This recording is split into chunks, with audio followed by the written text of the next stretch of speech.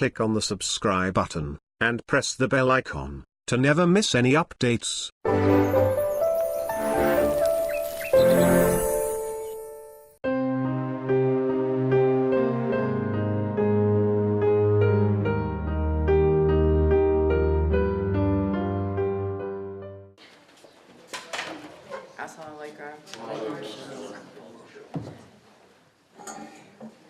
Well, the sister who came before me is a prize. She's really a prize for the community here. And it's probably very difficult for me to follow her. But my topic is understanding feminism from an Islamic perspective. So, with the name of Allah, the most merciful, the most beneficent, I'm going to open with this, and that is the definition of what feminism is. And the theory is said to me from Webster's dictionary that the theory of feminism is the theory of the political, economic, and social equality of the sexes. It is also the organized activity on behalf of women's rights and interests. And the meaning of theory is a plausible, a scientifically acceptable general principle or body of principles offered to explain a phenomena. It's also an ideal or hypothetical set of facts, principles, or circumstances. So, feminism is basically a hypothetical proposal of a phenomenon that can pass. It doesn't last because it's just a phenomenon. The thing about feminism, using that terminology, is that it's only 125 years old. Understand what I'm saying. The thought and the concept of feminism comes from a European way of thinking. It means basically that in 1895 is when they first started using it here in America because of the women's suffrage movement. And that was basically because the women didn't have rights. They were property, treated like cattle. They were not allowed to vote. And they basically had to be the hand servants to men. They were not allowed to have a profession. So women weren't the teachers. In fact, there weren't even public schools at that time that women taught in. Understand what I'm saying? The same thing occurred in other societies like the Middle East and Africa, which were colonized by the Europeans. So in effect, it is a man's way of thinking about who women are. The reality is that more than 1,400 years ago,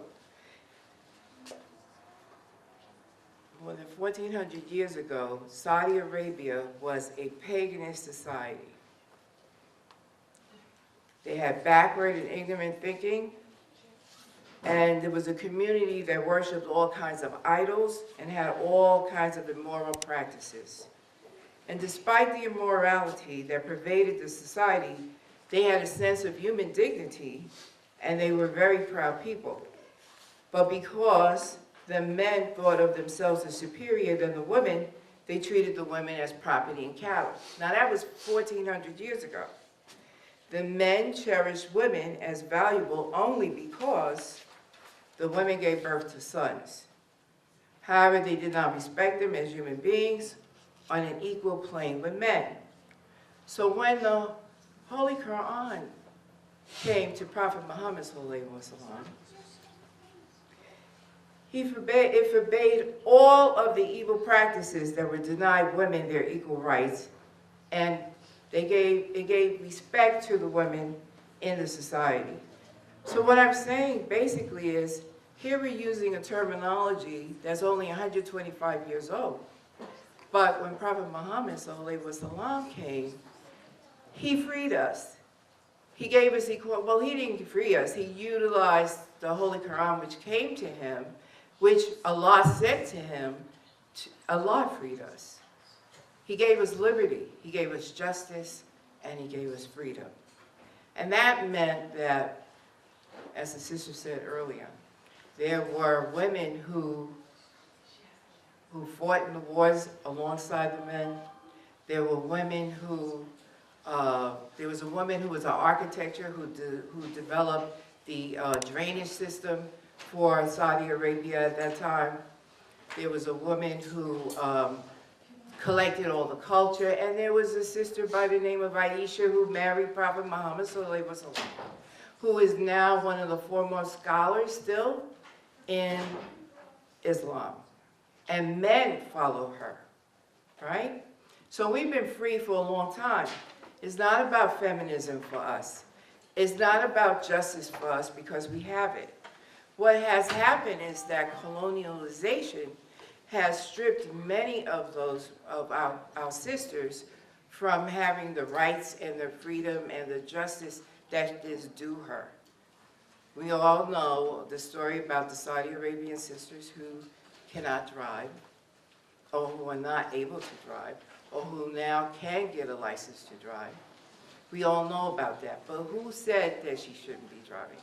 Who created that concept that she was not able to work in society? She was not able to drive in the society. Who creates that concept?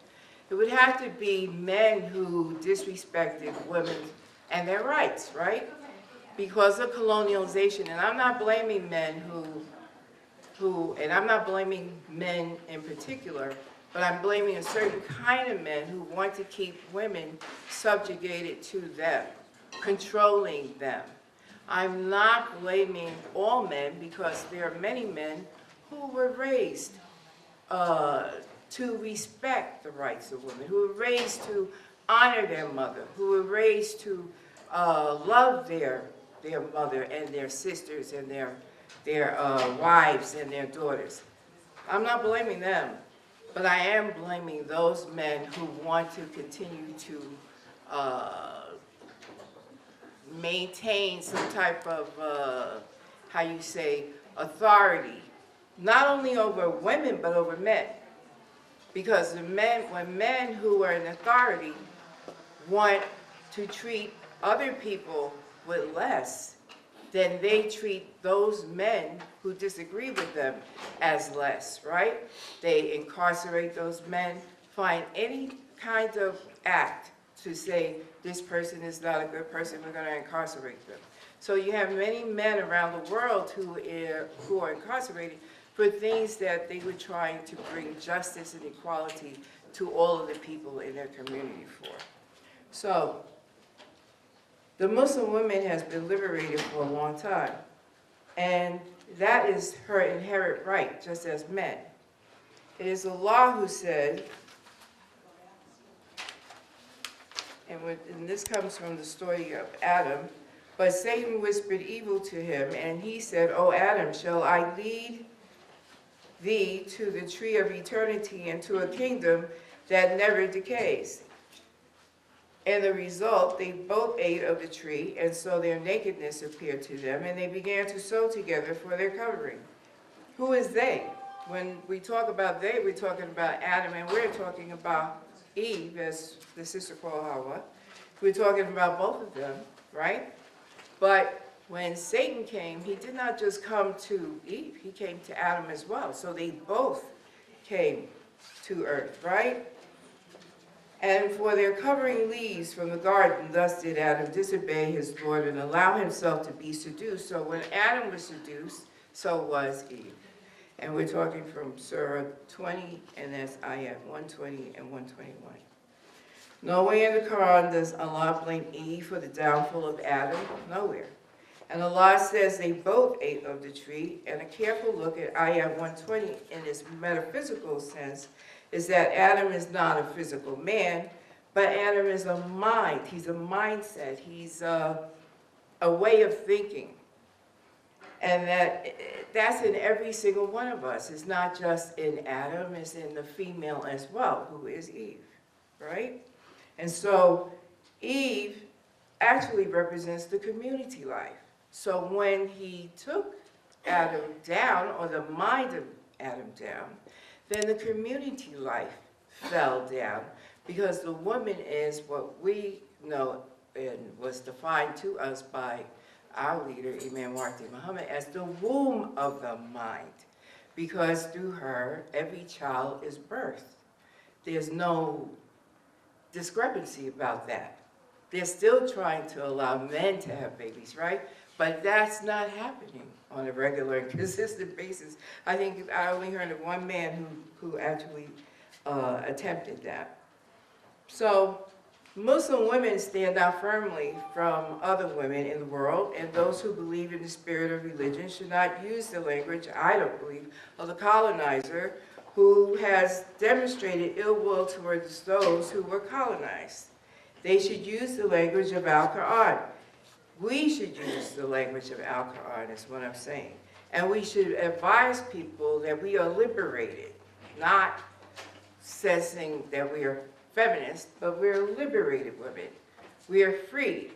We have our own minds, and we think the way we need to think as Muslim women or women in the world. We should be stepping out into the forefront. That's why I'm here to tell you. That we should not be shy.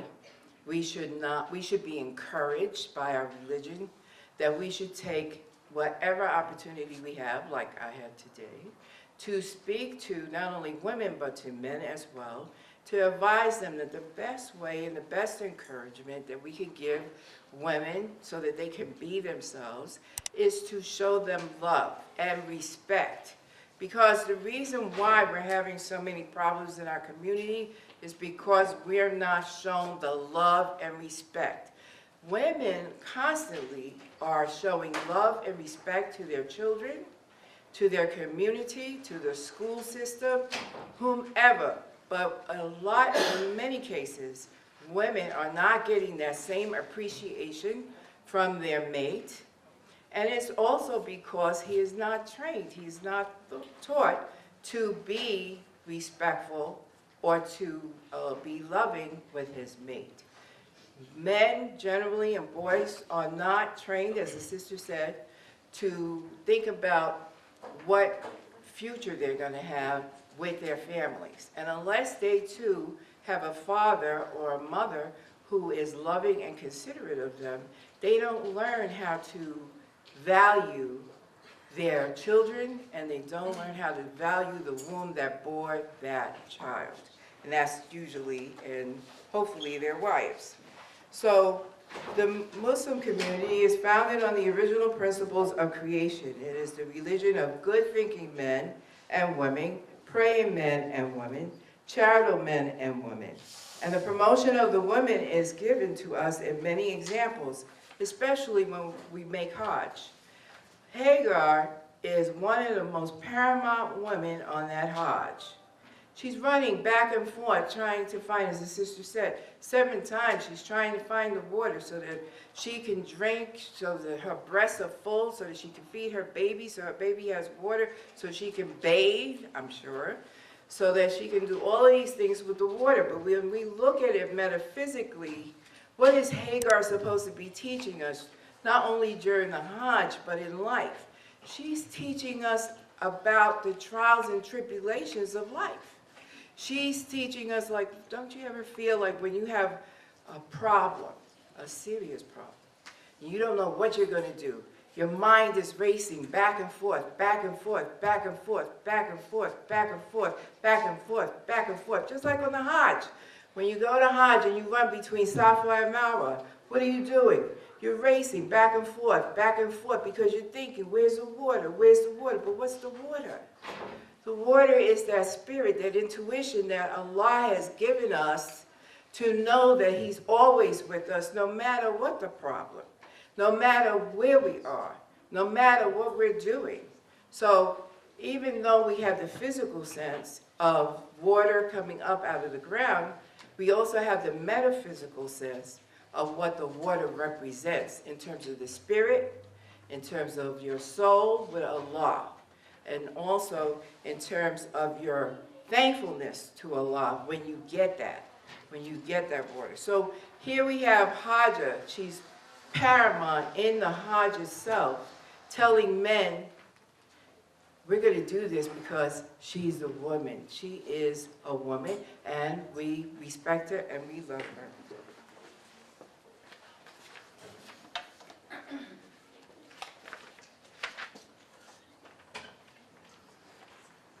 When we think of women, well, this is what I want to say. O ye who believe, from Surah 4, Ayah 135. Stand out firmly for justice as witnesses to Allah, even as against yourselves or your parents or your kin, and whether it be against rich or poor, for Allah can best protect both. Follow not the lust of your hearts, lest he swerve, and if he distort justice or decline to do justice, verily Allah is well acquainted with all that he do. Surely Allah speaks the truth. So it took almost 200 years before the women in American society were liberated. We were liberated, what, 1,400 years ago? We know who we are. We know what we have to do. We're challenged by this society with television, with the movies, with newspaper articles. We're challenged by that because, or magazines, because when society looks at us, they say, what? Why, especially in America and European society, why is she covered like that? She's supposed to be like us. She's, like the sister said, she's supposed to dress like us. And so we have that problem with our own children. We have that problem within ourselves. We don't like the headpiece. We don't like the long skirt. We don't like the big clothes. We have to realize that we are the first, how do you say? The first attraction to the religion. That we're in the forefront of the religion. Though they see men, 9 times out of 10, if Muslim men have on a suit, they can't distinguish whether he's a Muslim or not. But when they see us with our head covered and they see us with our garb on, they know we're Muslim. And they know what we represent. That's why our example has to be the example of the Prophet ﷺ as he was. Yes, he was a man, but he's called the Ummi prophet, right? The Ummi, right? Prophet. So Ummi means mother. He is the mother of all the prophets. In other words, his knowledge, what he brought to us as a people, was the common sense intuition that all women have. Women have what's called their sixth sense. They understand beyond the 5 senses of what Allah is trying to tell them. We hear that voice if we're in tune to our intuition. And that's what the Prophet was in tune to, the common sense in the common man, the common thinking person. And you, as the one who brings forth children, you are the teacher of those male and females. First, men don't get them until you have them, right?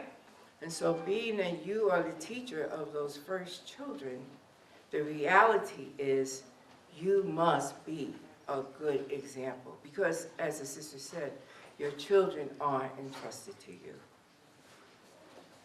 I'm just going to say one more thing, and this is it, and that is words of inspiration. I'm sorry. Surah 4, Ayah 1, know mankind, reverence your God and Lord, who created you from a single person, created of like nature his mate, and from them twain scattered like seeds, countless men and women reverence Allah, through whom he demand your mutual rights, and reverence the wombs that bore you, for Allah ever watches over you. When Allah says he made a man, the first man, and made him his mate, the initial picture that comes to your mind is family, and that is very important. But for the students and scholars in Al-Islam, for the students of Scripture, the education is not to know that God made people, male and female, and made them to marry each other and to have children. The most primitive man was already doing that, and he did it well. He did not need help with that. God made man a human brain, a human mind, a human intellect, and that is his role. The woman he made her to bear his children to take care of his children, and to keep his living quarters clean, pure, and progressive, qualifying him to build the world outside. However, the words in the Quran tell you that she is not limited to that. Some women want to be professionals, and they want to go out to build the world too, and men cannot block her. Women shouldn't be afraid to stand up and do what is knocking on the door of their minds, coming from their hearts and their souls. Women should not be afraid to take the lead. In Al-Islam, men are already following the women. Aishaah, the wife of Prophet Muhammad, may Allah be pleased with her, left a lot of knowledge for the Muslim world, and the scholars are studying what she left.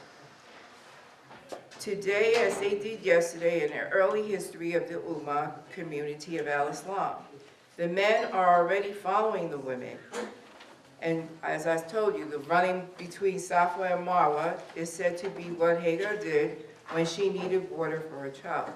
So we all come from Nafsan Wahida, one soul, one intellect, one essential human constitution, and that essential type became two, a male and female, by God's will, and from them came the many men and women that were birthed on earth.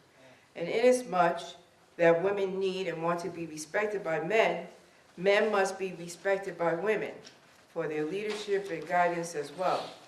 For Allah says in His Quran, men are the protectors and maintainers of women because Allah has given the one more strength than the other and because they support them from their means.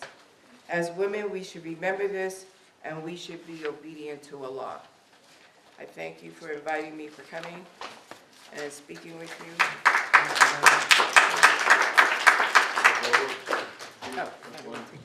First of all, thank you for coming to your society. You mentioned the three names, late, may Allah bless his soul, Warisdin Muhammad. He was here in the same room, in the same masjid. We pray behind him. His son came here, Dr. Bashar, many times came with Haj Dawood Asad. My question to you, because your audience, 90% of us as adults are immigrant. We read many things about the men as African American men who came to America and how much he suffered. But I did not read anything about Muslim women who came as a slave here and she suffered, all those 400 years. But we read about non-Muslim women, and we have many books, and our kids maybe wrote many articles about them. The lady was in the bus and all this thing. My question to you as a sister educate us today, do we have any record for Muslim women? I'm not going to say Malcolm X or Imam Siraj al-Hajj and Imam Rashid Talib and all this thing. Do we have any record for Muslim women to our sister here say, yes, Muslim women in America, they suffer too much, and because through their suffering, we have those messages that are built here, and we are getting the fruit from the tree as we talk about it. If you can advise us. One of the reasons why we probably don't have a lot of information about Muslim women who came here is because the history was written by men. And therefore, it's not a well-known topic, but there are Muslim women who were brought here because they were brought from the same countries and the same tribes as the Muslim men. And many of them did, from what I can glean from the men, they did speak more than one language. And because they spoke more than one language, they 9 times out of 10 ended up in the home of the slave master. Not in the grounds of the slave master, but in the home. So they were the ones who nurtured the babies for the slave master's wife. So that could possibly answer your question. But now that you've opened that door, now you've caused me to have to go look for that Muslim. I'm very happy for that. Yes, I am very happy. You are very happy. Yes. Yes, I'm very happy too, because that would be a very interesting area to look through, investigate. Yes. I will be your assistant Yes. if you need my assistance. Well, you know that slavery was not, if I may, slavery was not a very easy time for any people who came here to the Americas. It was a very difficult time. Some of the slave masters were very, very nasty, and they killed a lot of women and men and children because they were disobedient to them. But the thing about the slavery is that those of us who are here now, we are receiving the benefits of their prayers. That one day life would be different for their progeny, and that's one of the reasons that I believe that Almighty God Allah blessed me to become the judge in the city of Englewood. If you know anything about Englewood, it's not a very diverse community. It is primarily rich. I'm not talking about color, I'm talking about finances. It's primarily a rich city, and then they have a pocket of what used to be middle class, now they're poor. Okay, we're poor if you're middle class. So it's a very rich city, and to have been selected by the city council there, and I thank Allah for the 2 African-American men who were there in the council who did so, at a time when we're trying to make America great again, it has been a phenomenon. They did not want me. I was the public defender there for 9 years. And they were like, who is going to take your place if you become the judge? So they did not want me at all. But because of a fight among the 2 African-American men, there was one female Caucasian woman who decided they were right, and I got elected by 3 people out of 5. And so I thank Allah for that. So I'm glad there are young ladies here, because what I want to say to you, if you don't mind, I want to say to you that no matter what they tell you about who you are, listen to your parents. Be obedient to your parents. I see you sitting here with your hijab. Maintain your hijab. When I became the judge, I went home, I told my youngest daughter. The first thing she said to me, she was happy, but the first thing she said to me was, Mom, they accepted you with your turban? And I told my daughter, I said, they wanted me just the way I am. So I'm telling you, if you want to be a lawyer, if you want to be a doctor, if you want to be a teacher, if you just want to be a wife, just be yourself. Be a good Muslim woman. Try to support, if you're married, support your husband. Support your family, and Allah will bless you. When you least expect it, I was telling my husband over here, and I'm sorry if I might start crying. I might. I've been alive a long time now, more than half a century. We won't go into the number. And I want to say this. I have watched the example of Allah in my life and other people's life. And what I have gleaned from their example is this. People can do wrong to you, or you can do wrong to yourself. And you can keep doing it, and doing it, and doing it. And then like a flash of lightning, Allah strips it all away. Whoever has done wrong to you, they will be served with His justice. You may speak out about it, but He will do the justice. When you least expect it, He will come and do justice for you. So if you think that this man in New Zealand is going to get away with this, you know he's not. The whole world watched what happened, and the whole world is standing up against it. They had march yesterday in New York for the people in New Zealand. Flowers are all over the place. So I'm just letting you know, as young people, if anybody does you wrong in school, yes, you report it, but know for sure that Allah is going to take care of it one way or the other. And if you do wrong to your parents, know for sure that Allah is going to take care of it one way or the other. And with that, I leave you with that. ITV, Call of Peace, Save Humanity.